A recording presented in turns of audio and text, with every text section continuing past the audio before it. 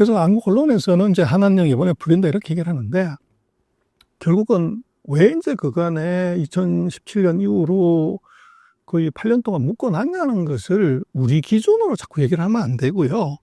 상대가 어떻게 생각하냐를 보고 판단을 해야 돼요. 우리는 뭐 중국하고 무슨 협상을 할 때마다 항상 일본이 한한령이에요. 근데 제가 볼 때는 한한령에 대한 기대감을 좀 버려라. 왜 우리가 한한령에 기대를 하면, 예전에 우리 대발의 아버지 사랑이 뭐길래 대장금 뭐 여기서 히트한 것에 이제 추억이 있는 거죠. 그게 언제 얘기면 벌써 10년도 더 전 얘기예요. 그리고 지금 중국이 그거 안 돼, 오지 마, 이렇게 한다. 꼭 그걸 풀어라. 우리가 갖게 그럴 이유가 있냐는 거죠. 지금 놓고 보면 중국 인구 14억인데 우리가 영화, 드라마면 드라마, 뭐 이제 노래면 노래, 여기서 세계 1등을 하잖아요. 아니, 로제 아파트가 전 세계를 다 휘감고 오개미 전 세계 100여 개 이상의 나라에서 컨텐츠 1등 하는데 꼭히 중국 가서 팔고 뭘 해야 되냐는 거예요.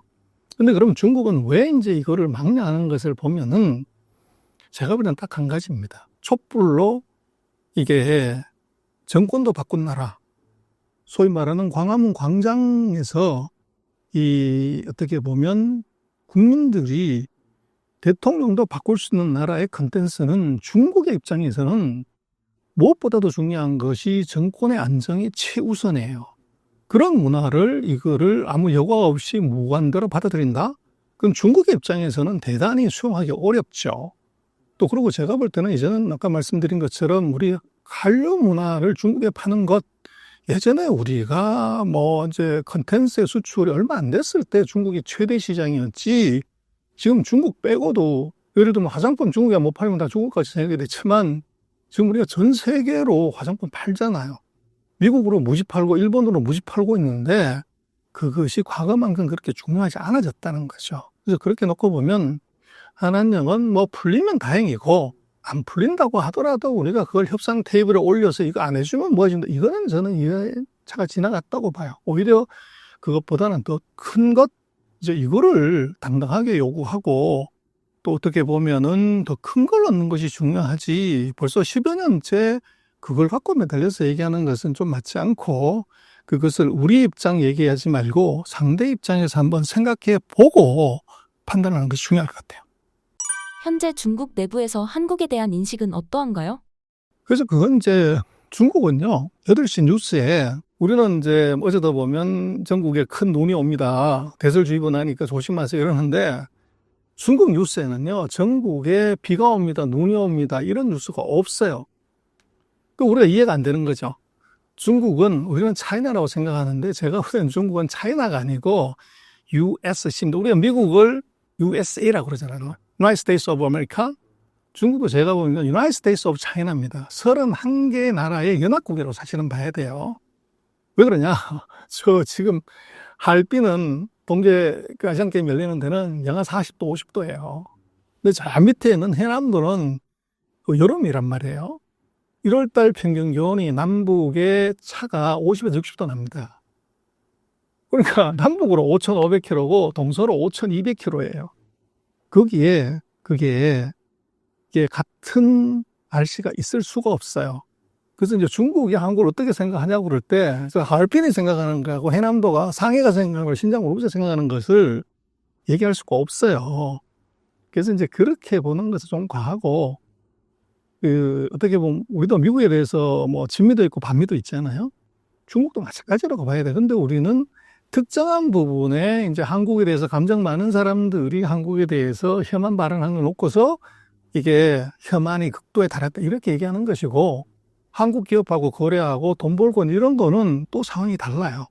그래서 이제 최근 그 한 7년간 사드 사태 이후에 한중 관계가 굉장히 나빠진 건 사실이고, 과거하고 달리 이제 그 양국 간의 감정들이 격화되어 있는 것도 사실이에요. 그러나 그것이 14기 전부 그렇게 생각하냐? 그건 좀 다른 문제고, 그리고 지금 한중 간의 관계는 정확하게 봐야 되는 것이, 한국과 중국은요, 한 번도 사상의 동지, 이념의 친구였던 적이 없어요. 우리가 중국과 생각을 해보면 우리 통일될 뻔 했잖아요. 6.25 전쟁 때 미군이 도와줘서 우리 압록강까지 올라갔는데 왜 내려왔냐면 중공군이 인해 전술로 60만 대군이 오는 바람에 이게 지금 문제가 된 거잖아요. 그래서 우리가 중공이라고 불렀지 중국이라고 부를 이유가 없어요. 근데 왜 그러냐면 우리가 92년에 수교하면서 이게 우리 중국에서 뭐 우리 거 다 뺏겨가지고 중국한테 우리 다 털리고 나왔다 이렇게 이제 많은 얘기를 하고 수많은 전문가들이 이렇게 얘기하지만 그것도 엉터리입니다. 우리가 수교하고 2022년까지 중국에서 벌어들인 무역 흑자가 6천억 불이 넘습니다. 홍보까지 포함하면 거의 1조 달러 가까이 되죠. 근데 다 틀리고 온 게 아니라 2022년까지 6천억 불 이상의 돈을 벌었고 23년, 24년에 두 해의 적자가 난 거예요. 그래서 우리가 왜 중국을 갖고 왜 중공이라는 거 중국을 하냐면 돈 되니까. 돈 되면 친구고 국제 간의 관계는요. 피는 물보다 진하다고 그러잖아요. 그런데 국제 간의 관계에서는 피보다 진한 게 있어요. 그게 뭐냐면 돈입니다. 돈 되면 친구고 돈 안 되면 남입니다. 근데 한중 관계가 왜 이렇게 악화되냐고 저는 심플하다 봅니다. 돈 벌던 한국이 중국에서 적자가 났다고요. 그럼 더 이상 친구할 필요가 없어. 그게 이제 문제의 핵심인데 우리는 많은 얘기들을 한국의 삼성이 핸드폰 접고 나왔고 현대가 자동차 접고 나왔고 우리 카페벤에 프랜차이즈 접고 나왔고 롯데마트, 이마트 접고 나왔고 LG, 아모레가 후 서로 와서 다 접고 나왔어요. 그래서 중국 망했다 저거. 한국의 대기업들이 다 문 닫고 나올 정도로 중국의 내수가 나쁘고 이제 정치 불안 뭐 이런 것 때문에 엉망진창 됐구나. 그래서 중국 가면 안 돼.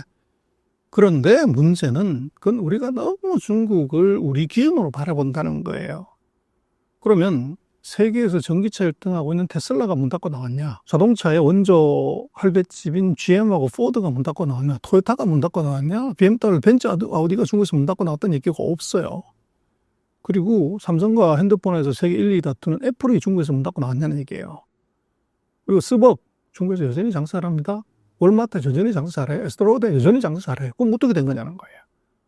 그래서 이게 시장은 이것이 세계 최대 시장이고 괜찮은데 한국의 제조업의 경쟁력이 떨어져서 이제 문 닫고 나온 것을 이거를 중국이 이제 한국에서 예를 들면 반항 감정 때문에 한국을 제재해 가지고 이게 이제 우리가 문제가 됐다 이렇게 이제 얘기를 많이 하는 거죠. 근데 지금 전쟁은 미국하고 중국이 하고 있잖아요. 한국 하고 있는 것이 아니라.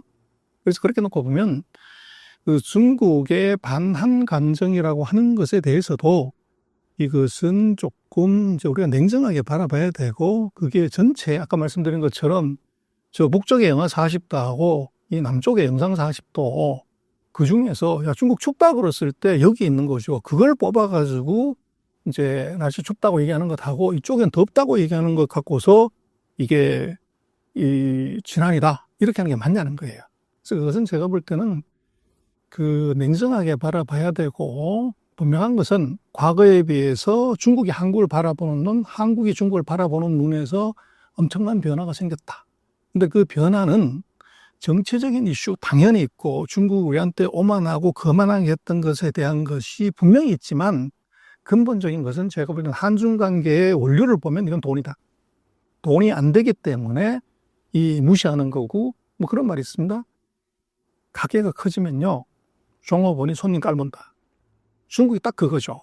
중국이 그 90년, 93년 이때 우리나라 GDP가 중국에 우리가 인구로 치면 28분의 1, 국토로 치면 100분의 1인 나라가 우리나라 경제 규모가 중국의 83%까지 왔습니다. 근데 그게 지금 9%까지 떨어졌으니까 8분 쪼그라든 거예요. 상대적으로. 그러다 보니까 얘들이 손바닥만한 나라가 자기네 GDP의 80%가 되니까 우리 보고 사장님, 형님, 선생님 그랬단 말이에요. 근데 이게 40% 떨어지니까 친구야. 그러다가 이게 10% 되니까 어이 한국 사람 이렇게 부른 거죠. 그래서 제가 볼 때는 우리의 경쟁력이나 상대적인 힘의 관계에서 이걸 봐야 되고 그 반항 감정 뭐 우리 반중 요것은 너무 정서적으로 이제 우리가 접근하는 것은 한중 관계 본류를 보면 맞지 않다. 실리 경제학으로 가라. 돈 되는 쪽에서 판단하게 되면 왜 그런 일이 벌어진다를 보여주고 결국은 제가 볼 땐 그런 것 같아요. 만약에 중국 관광객이 여행이 재개가 돼서 과거처럼 1년에 700만 명, 그 사이 모든 걸 합쳐가지고 1,000만 명이 한국에 관광 왔다? 그 명동 거리에서 어이라고 부르면 아무도 안 돌아보는데 왜이라고 하면은 거기서 100명이 뒤돌아보는 사태가 됐을 때 한중 관계는 어떻게 될 것이냐. 그런 관점에서 보는 게 맞지 않나 싶습니다.